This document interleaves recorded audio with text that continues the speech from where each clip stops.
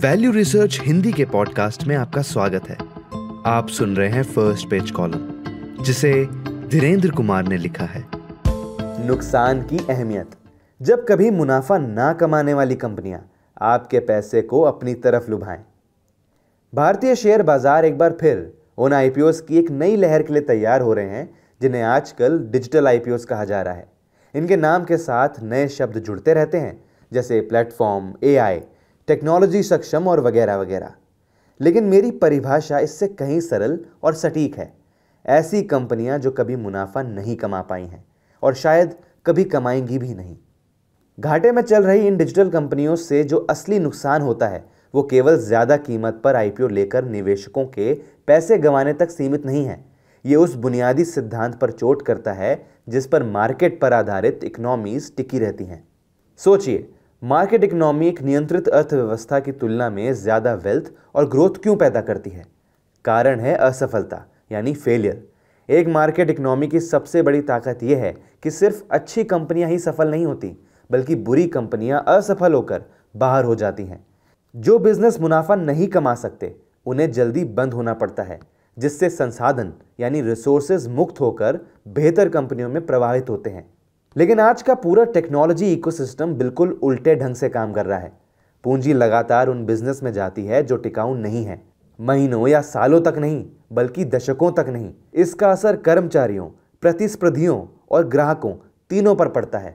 भारत समेत दुनिया भर में पारंपरिक टैक्सी सर्विसेज को ऐसी कंपनियों में बाधित किया है जो आज तक मुनाफा नहीं कमा पाई हैं।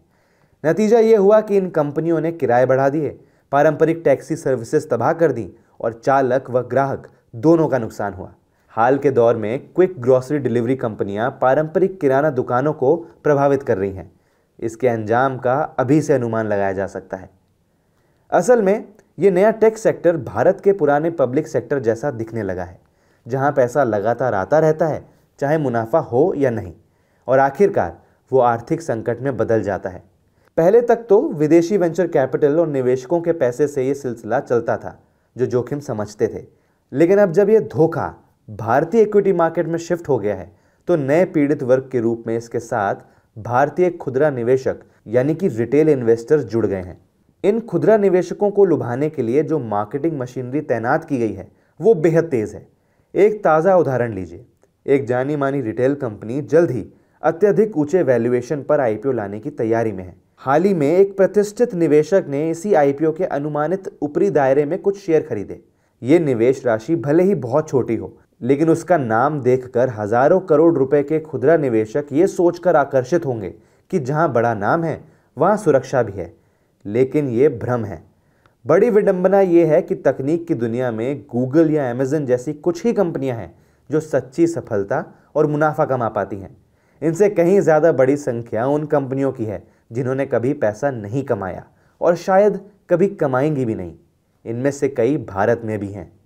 खुदरा निवेशकों के लिए एक समाधान बहुत सीधा है, दूरी बनाए रखें। ऐसे आईपीओस का मकसद आपकी जेब से पैसे निकालकर प्रमोटर्स और शुरुआती निवेशकों की जेब में डालना है। सारी जानकारी का फायदा सेलर्स के पास होता है। कब पब्लिक होना है, किस कीमत पर, यह सब वे तय करते हैं। जरा सोचिए, प्रमोटर्स और पुराने निवेशक अपने बिजनेस की हर ताकत, कमजोरी और जोखिम को जानते हैं।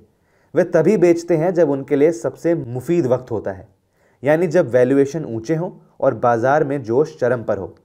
वॉरेन बफे ने कहा भी है, आईपीओ एक नेगोशिएटेड ट्रांजैक्शन है और शायद ही कभी यह आपके लिए अनुकूल समय पर होता है। आप केवल उस सजे संवरे प्रोस्पेक्ट्स पर निर्भर रहते हैं जो वो आपको दिखाते हैं। हमेशा बेहतर विकल्प सेकेंडरी मार्केट में मौजूद होते हैं। ऐसी कंपनियां जिनके बिजनेस मॉडल खुद को साबित कर चुके हैं, जो वाकई मुनाफा कमा रहे हैं और जिनका वैल्यूएशन तर्कसंगत है। अगर संस्थागत निवेशक या वेंचर कैपिटलिस्ट घाटे में चल रहे बिजनेस पर दाव लगाना चाहते हैं तो उन्हें लगाने दें। हम बाकी निवेशकों को केवल उन्हीं कंपनियों में निवेश करना चाहिए जो असल में पैसा कमाती हैं। खराब कंपनियों को असफल होना चाहिए और जल्दी होना चाहिए। आधुनिक वित्तीय जगत की विडंबना यह है कि अब वही इस प्रक्रिया को रोकने में लगा है।